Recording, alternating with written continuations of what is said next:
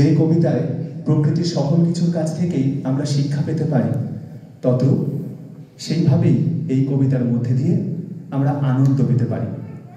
সমবেতভাবে কথায় কবিতায় আমরা আনন্দ